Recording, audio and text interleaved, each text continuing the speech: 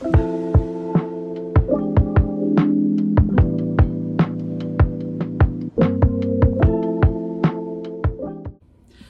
everyone. So I'm going to read this letter from Lisa Kleypas because she has been fucking missing for how long, hasn't updated her social media, but is busy reimagining her fucking books because people decide they're offended over something. Because one or two people, I'm offended over this and I'm not going to support you. Fine, don't support the author then.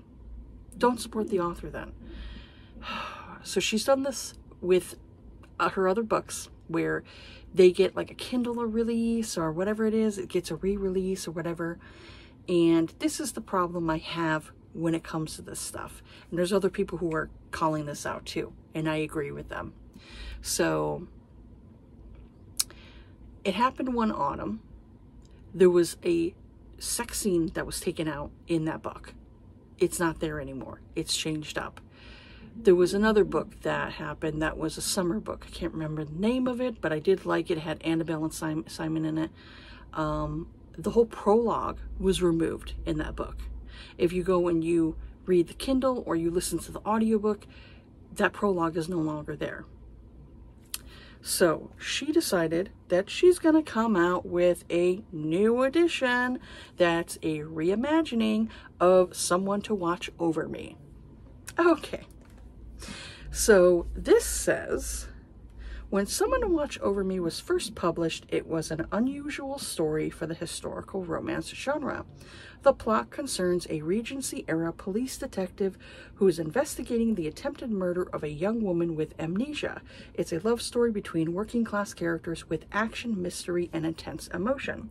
Since it's been 25 years since the novel was released, I knew I'd probably want to do a few tweaks before it was republished. Life is a process of learning and growing, and while many of my ideas about love, sex, and relationships have stayed the same, some have definitely changed. My readers deserve a romance novel to be more of an escape. It has to be uplifting. It has to celebrate a woman's strength and value, as well as her right to be loved unconditionally by a hero who treats her like a partner. The greatest romance novels aren't about perfect people. They're about the rest of us. Imperfect, yearning, funny, frustrated, flawed, eccentric, lonely people who get to experience an epic love affair, even if they're not an aristocrat or billionaire or movie star. But when I took a look at the original version of this novel, I realized it wasn't going to provide the kind of experience my readers have come to expect. A few tweaks weren't going to be enough. Even a rewrite wouldn't be enough. The book needed a complete reimagination. But when I took a look at the original version of this novel, oh, I already read that part. I had the option of letting it be published as is with a note saying this is a product of its time. Why didn't you just do that? But I knew some people would buy it because my name was on the cover and end up disappointed. I just couldn't let it go out there unchanged, and I couldn't stop thinking about what this particular book with this particular title so desperately needed. Kindness, for starters, not to mention a healthy dose of humor. I felt the story deserved to be retold in a way that did it justice, so I rewrote Someone to Watch Over Me. She rewrote it. Which has become, for all intents and purposes, a new novel. It's about strangers helping each other and about maintaining hope and optimism even in difficult times. It's about forgiveness and acceptance and the need to let go of past mistakes so we can move on toward the future. And it's about what being a hero really means. I hope you'll enjoy this reimagined version of that long ago story. It's been a labor of love and a source of personal satisfaction that now, after all this time, the characters of Grant Morgan and Vivian Duvall have finally become who they're meant to be. Oh, is this the reason why you haven't come out with a book in a few years, Lisa Kleypas? Because now you're taking all of your past books that you find are problematic and reimagining them. Is that what it is, Lisa? Fuck you. Oh my fucking God, this pisses me off. So, I have the original cover to Someone to Watch Over Me. You could see it in the slide here where it shows flowers. It kind of cuts off. There's like a little cutting edge to like the edge part of it. And then you open it and there's a step back. So this person who I follow had said, this book was published back in 1999. And you can see from the previous story, Kleypas has done a complete rewrite of it. That's it. That is certainly her prerogative as the author. Again, yes, it's her choice. It's her choice. I personally think it's wonderful that she wants to revisit and reinterpret this work. But there's a major problem. She is still calling this complete rewrite Someone to Watch Over Me, just as it was originally entitled, and that is not fair to readers. Exactly. If you don't like the original version and you want to go and read the rewrite, fine. But don't fucking call it Someone to Watch Over Me. Call it something else. So this person said, when I click on that pre-order link that was in the previous story, it takes me to this page on Amazon, which, as you can see, politely informs me that I already purchased this book back in 2021, which means that it has nothing to do with the rewrite. So why is that a big deal? Because that pre-order link takes me directly to the item I've already purchased that tells me that this version will inevitably be overwritten by the new revised edition. And that means, because for me as a reader, it means I will have no choice in the digital version of this book that I own. If I enjoy the original book, I must turn to the paper version. Luckily, I have that. But if you are a reader who doesn't prefer the original edition and want to read that digitally, you're flat out of luck. Exactly. It won't be there. It won't be there if you want it. If you want the original version on Kindle, it's not going to be there anymore. It's going to be the new version with the same fucking title.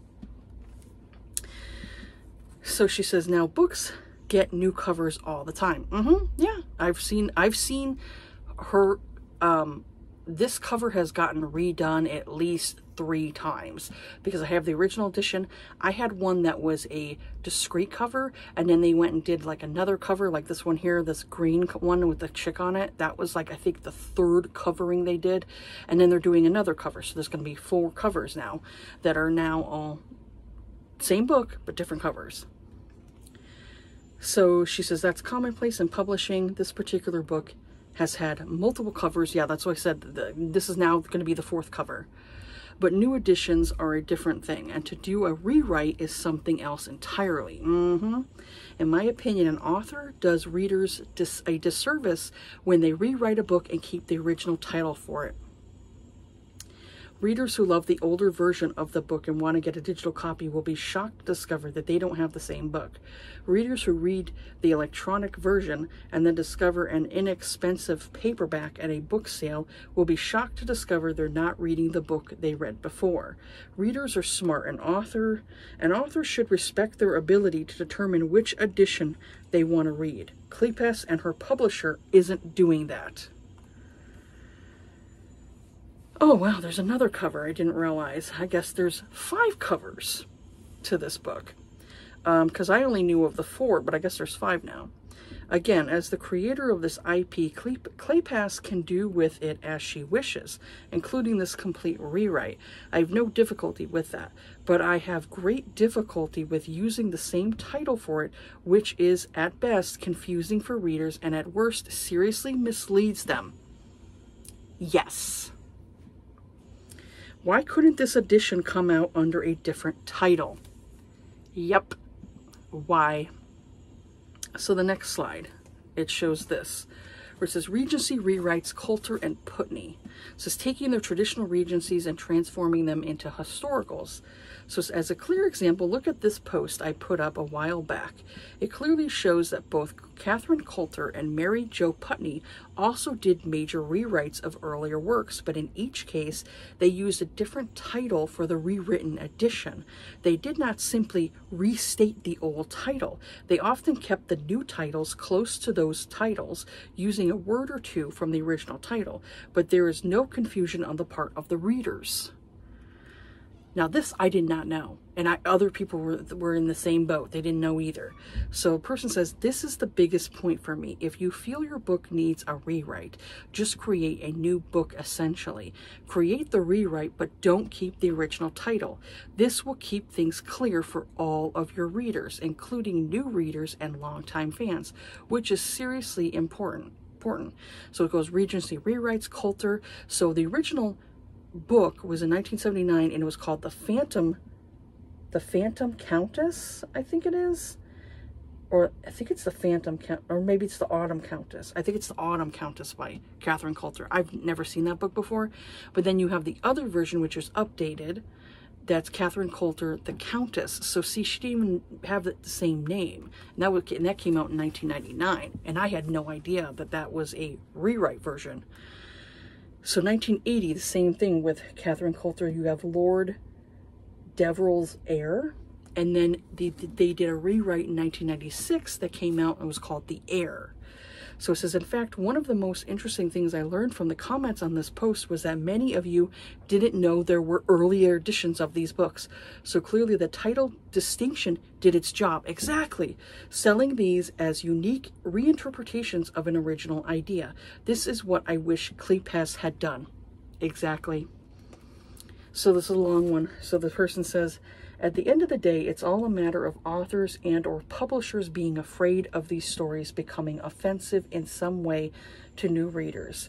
And where this is important to consider, we can't control how other people view, interpret, and feel about things.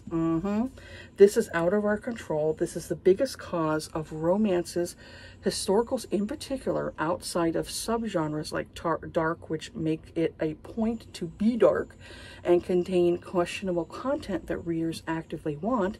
This is the biggest cause for authors being afraid to write a story how they want. Certain content, subjects, and other details either being completely avoided or pointedly withheld from the stories. It's almost like walking on eggshells. Exactly. The fear of being targeted, canceled. I'm glad we are seeing less of this recently though, and viewed in a negative light. Enough to harm or ruin your career is enough to control writers and what they write. And this comes from the actions of readers and how we handle what we choose to consume. I think rewrites should not be done. If you ask me personally, I agree. I think new editions with trigger warnings, content warnings, alongside a note from the author are the way this should be handled. I agree with this, outside of grammatical errors and other small issues, of course. And if you yourself, as the author, love the story/characters, but the story as a whole bothers you personally as you've grown and times have changed, do a full rewrite, which is essentially a new story, and give it a new title as well. So this becomes a story you love, but told in a way that now feels right to you, in a way that you feel you've done it justice, but also doesn't confuse new and longtime readers as to what it is exactly. And at the same time doesn't hurt longtime fans who may absolutely love the original story. We all know what it's like to hold certain books and characters close to our hearts that mean so much to us. To have those stories and characters essentially scrapped and forgotten as readers is extremely hurtful. I completely understand content may be triggering to some, and I think warnings are important for those for this exact reason. Whether you want to include them at the start of your book or leave a note at the start of the book letting readers know where they can find all warnings for your books, i.e. your website, the back of the book, etc., I think they're important for readers to help us be aware of what we are going into beforehand. Exactly. If we want that option, I don't think it's required though. So if authors choose not to do this at all, I'm perfectly fine with that. I've read almost all of LK's books, and these scenes/stories being rewritten don't even need to be done, unless you're one of those very few people who literally find an issue in everything and simply can't be pleased. Unfortunately, I've yet to see a rewrite of the one book we all, as LK fans, would actually love to see a rewrite for. If you read her stuff, you know which book this is. I don't know which book this is. I mean, everybody's offended by every fucking thing nowadays. The book that has so much potential to be amazing, and the one book of hers that I started once that I got that scene and never continued reading it because I just couldn't make myself. Focusing on these little bits in these other books that don't need it is such a waste of time, in my opinion. I would honestly love to see this book rewritten, new title, but that's all just my thoughts on it. Again, I don't know which book it is. I know, like I said, I know she went and she edited out certain ones for It Happened One Autumn, and then she edited out the whole prologue for the summer book with Annabelle and Simon. This one here is like a complete rewrite. That is, even with the edited ones, I would prefer if they just would have it somewhere where it says this book has been edited this time, this is not the original version, that type of thing. I think I would be happy with that. But when they don't say anything, I don't like it. So this one person, that's where I got the original thing, was because she had reacted to it. She goes, "This is honestly so disappointing. Should we just expect her or the publisher to be doing this to all of her books? I hate how I can't read the original edition on Kindle anymore. I can only trust it by getting the earlier copy. There is nothing wrong with the story that needs to be completely rewritten." So I had wrote to her, and I had totally agreed with her. Now, if you have not read Someone to Watch Over Me, I want to put a spoiler thing here so you can kind of skip through or wait till I'm done with, you know, talking about the spoiler. But I'm going to put a spoiler thing here because I'm going to spoil this book. I'm going to spoil it.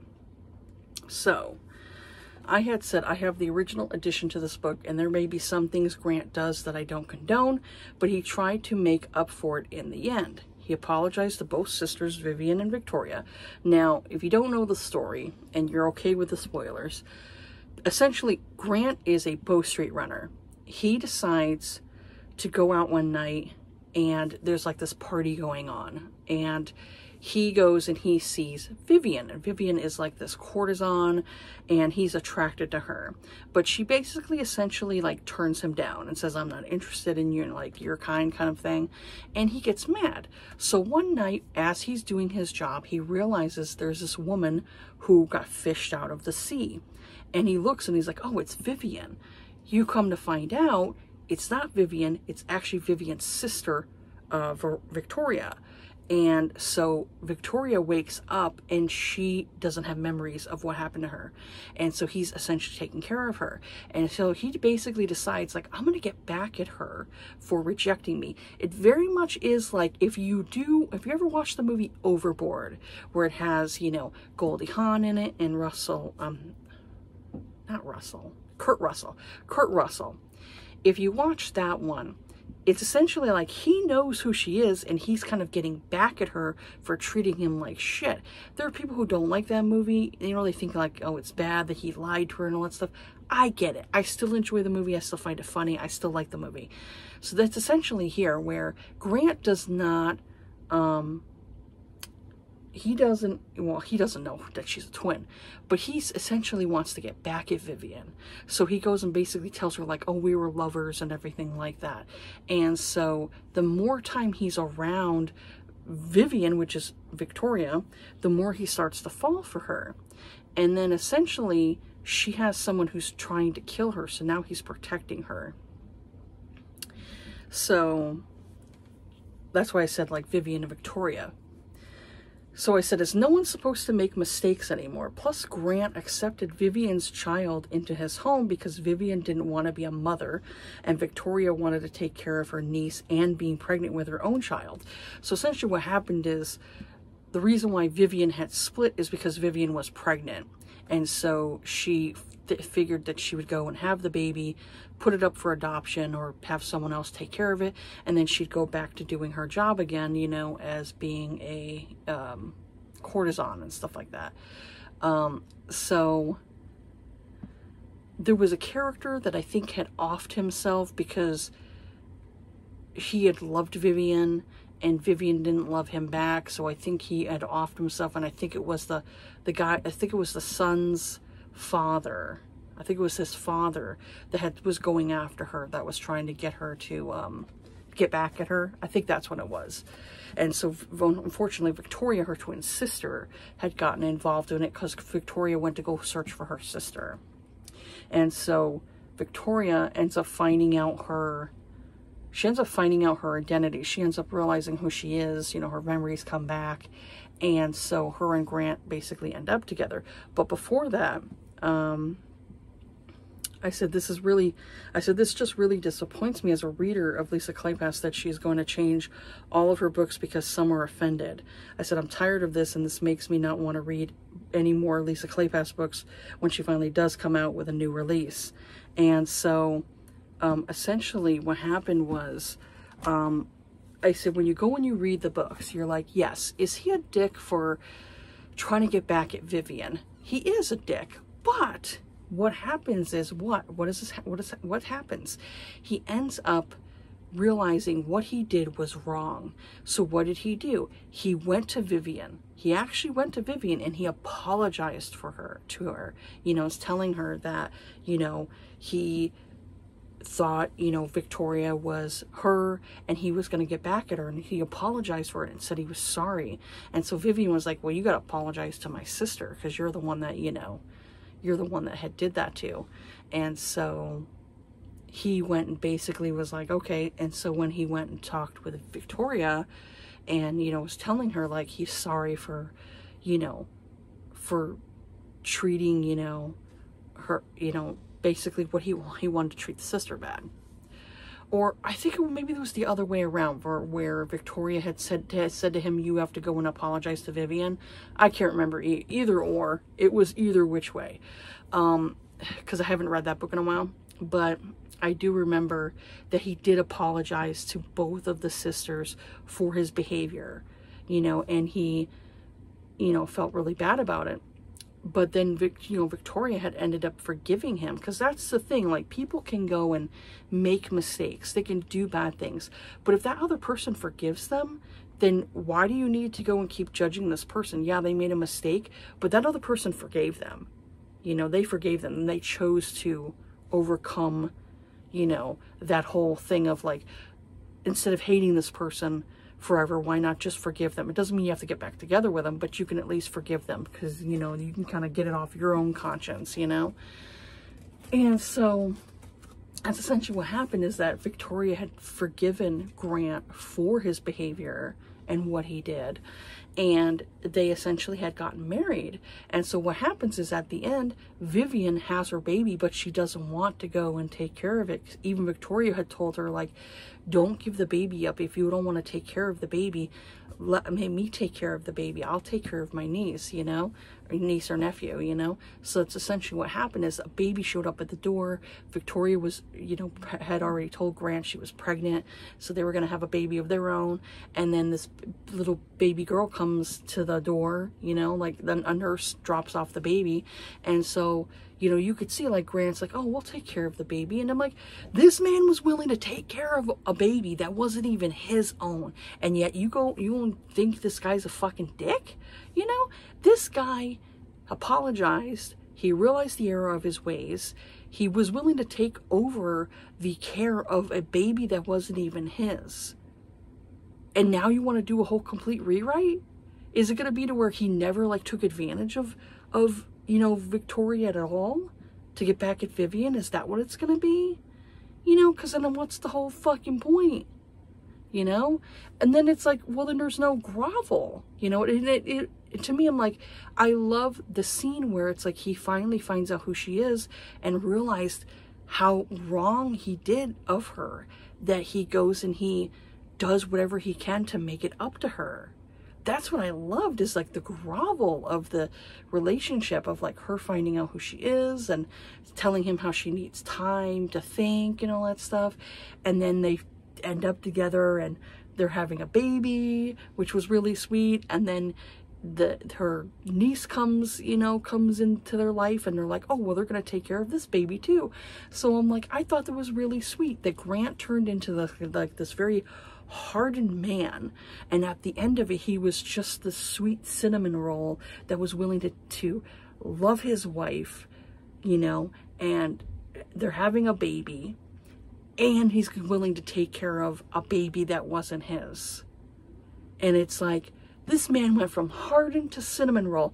And I'm like, don't you love that progression? I love that progression. And now Lisa Kleypas is like, oh, I'm going to do a whole fucking rewrite? What the fuck? And yeah, it's like, don't call it Someone to Watch Over Me then. Don't call it that. Call it something else. If that's what you want to do, because you're the author and you want to do a whole fucking rewrite, fine. Fine. Then do it. But don't call it Someone to Watch Over Me. You got to call it something else. So when I saw that, that just pissed me off. It just really pissed me off. It really made me mad. And I'm like, oh, is why she's been missing for like 3 fucking years? Where she can't get onto social media and like say she's fine, but she's writing. I mean, nothing. We've heard radio fucking silence from this fucking woman for 3 fucking years.